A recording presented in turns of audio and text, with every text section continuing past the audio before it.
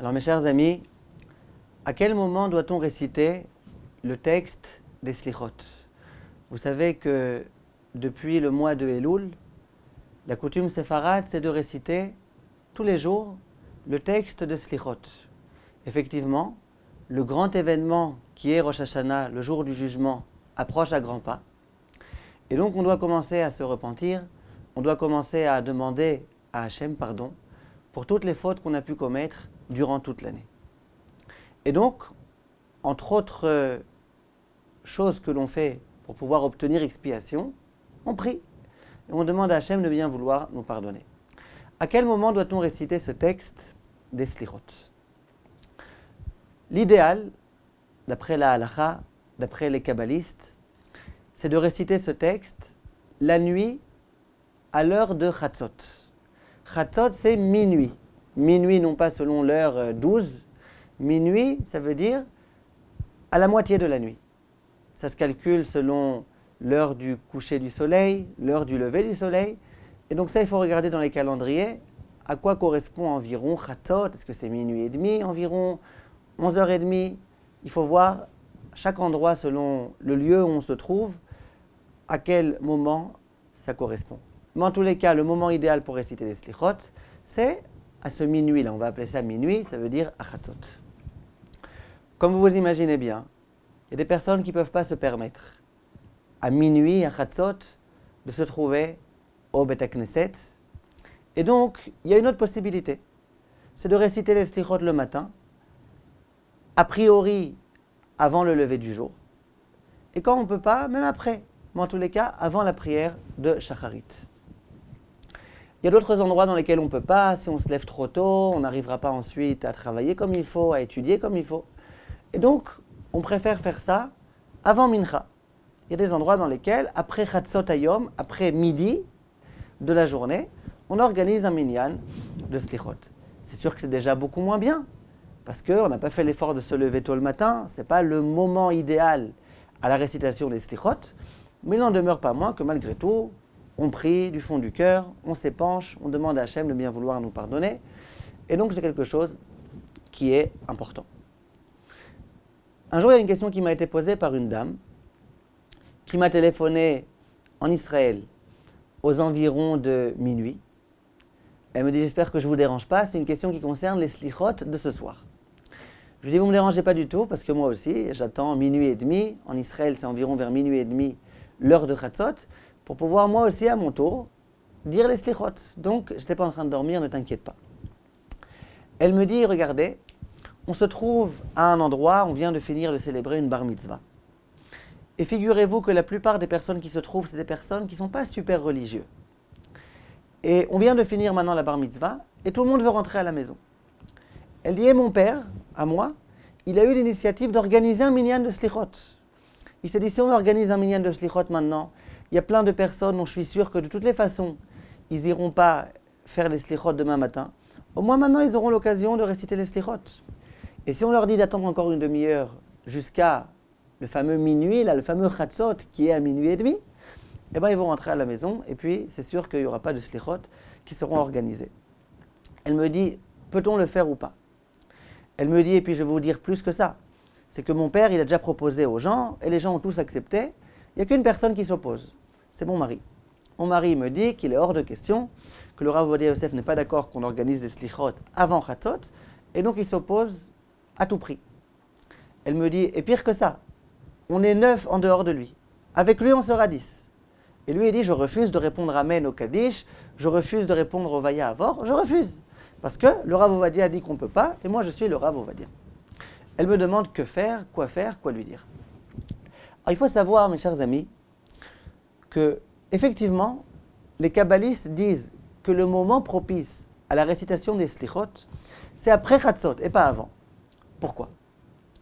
On sait que, d'après la Kabbale, la nuit est divisée en deux parties.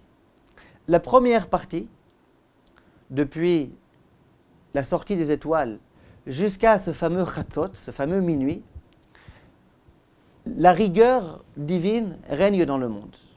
Pourquoi, comment? Ce n'est pas le moment de parler de ça maintenant. Après Chatzot, au contraire, c'est la miséricorde divine qui règne dans le monde. Or, quel est le but des slichot? Le passage principal qu'on récite pendant les slichot, c'est le fameux Hashem, Hashem, El Rachum Vechanun, Erech Hapaim, dans lequel on mentionne les 13 attributs de miséricorde de Hashem. Les fameux 13 attributs qu'on récitera le jour de Kippour 26 fois chez les Sfaradim. Et au moment où on récite ce passage-là, on invoque la miséricorde de Dieu. Et on lui demande de bien vouloir être prêt à pardonner toutes les fautes qu'on a pu commettre. Disent les kabbalistes, à quel moment on invoque la miséricorde de Dieu? Au moment où il y a la rigueur qui règne dans le monde? Non. Au moment où, au contraire, il y a de la miséricorde qui se trouve. Donc il y a déjà de la miséricorde. Et moi j'implore la miséricorde, je l'invoque. Alors il y a de bonnes chances que ça marche. Mais si au moment où il y a la rigueur qui règne dans le monde, avant Chatzot, là en l'occurrence, il n'était pas encore minuit et demi. Si à ce moment-là, où c'est un moment de rigueur, on dit à Hachem, allez Hachem, sois gentil avec nous s'il te plaît, sois miséricordieux et compagnie, longanime. À ce moment-là, disent les kabbalistes, Hachem il risque au contraire de se fâcher. Ce n'est pas le moment d'invoquer la miséricorde. C'est la raison pour laquelle beaucoup de Mekoubalim disent qu'il n'est pas question de réciter les slichot avant Chatzot. Il y a un très grand Rav Moshe Feinstein, l'auteur des fameuses Igrot Moshe, un Rav vraiment immense. On lui a posé la question, on lui a demandé est-ce qu'on a le droit de réciter les slichot avant Chatzot. Et le Rav dit la chose suivante. Il dit l'idéal, bien sûr, ainsi qu'il est écrit dans tous les livres, c'est de réciter après Chatzot, parce que c'est le moment qui se prête vraiment à la miséricorde divine. Et donc, si on veut vraiment être sûr qu'on pourra obtenir l'effet souhaité par la récitation des slichot, il faut trouver le bon moment. Et le bon moment, c'est justement après Chatzot. Dit le Rav Moshe Feinstein, mais dans un cas où on sait très bien, comme dans notre cas précis, qu'on ne pourra pas ensuite obtenir de minyan. Et donc c'est soit on récite avant Chatzot, soit on ne récitera pas. Dit le Rav Moshe Feinstein, il vaut mieux réciter avant Chatzot. Et pourquoi? Il dit, malgré tout, on va prier, on va demander à Hachem de nous pardonner, on va se repentir. Alors si on n'arrive pas à obtenir le 100% de ce qu'on voulait, qu'on aurait pu peut-être obtenir si on avait prié après Chatzot, mais au moins 10% on l'obtiendra, 5% on l'obtiendra, on n'arrivera pas à solliciter la miséricorde complète à 100%, mais peut-être à 5%. Ça ne vaut pas le coup, franchement, 5%. Dit le Rav Moshe Feinstein, eh bien il faut le faire. Sur ça vient le Rav Ovadia Yosef, et il dit non. Si les kabbalistes disaient effectivement ce que tu dis, à savoir que lorsqu'on récite après Chatzot, on obtient 100%, et quand on récite avant Chatzot, on obtient 5 ou 10 ou 15 ou 20%. Là, j'aurais été d'accord avec toi. Il dit simplement, quand tu lis ce qui est écrit dans les livres des kabbalistes, tu vois que c'est tout le contraire. Que lorsqu'on récite avant Chatzot, on risque de perdre. Cette récitation-là, elle risque de nous porter préjudice. Donc c'est pas logique de dire on n'a rien à perdre. Si, on a à perdre. On a à perdre qu'Hachem risque de se fâcher contre nous. Et c'est vraiment pas le moment qu'Hachem se fâche. C'est le moment, au contraire, où on veut qu'Hachem soit dans une bonne relation avec nous. Donc, dit le Rav Ovadia, il vaut mieux ne rien faire que de réciter les slichot à ce moment-là. Donc en pratique, c'est une marloquette. D'après le Rav Ovadia, il vaut mieux ne pas réciter que réciter à ce moment-là. D'après le Rav Moshe Feinstein, il vaut mieux réciter. En pratique, dans un tel cas, où c'est de la famille qui n'est pas très religieuse, où c'est possible que jusqu'à Rosh Hashanah, ils n'iront même pas une seule fois à la synagogue, où en plus, il risque d'y avoir des véritables problèmes de shalom bayit. La femme a été très fâchée contre son mari.